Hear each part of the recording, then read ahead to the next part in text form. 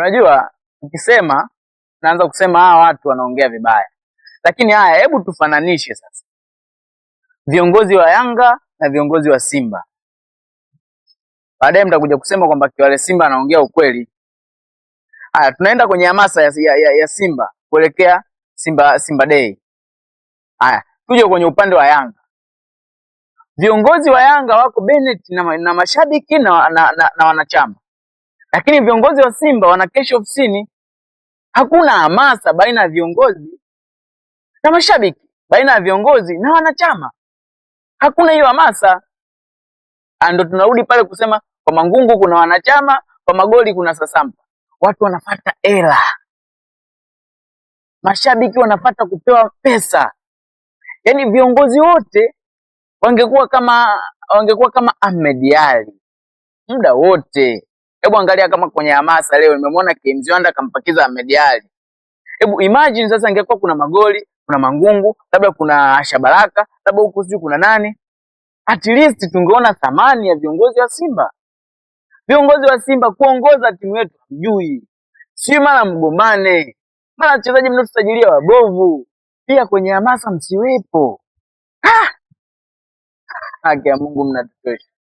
Yaani ni mnatuchosha. Hatuwaelewi.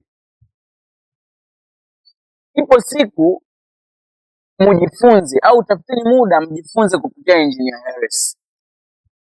Muda wote yuko na mashabiki, anaongea na wachezaji, uko hivi. Je, mkitaka kuongea na wachezaji mpaka muitishe kikao? Ndugu zangu, huo uongozi gani? Basi mrudi sasa chuo, msomee namna uongozi wa football inavyohitaji.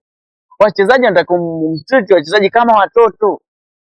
Nenda kakae na wachezaji, piga story na wachezaji, waulize changamoto za wachezaji.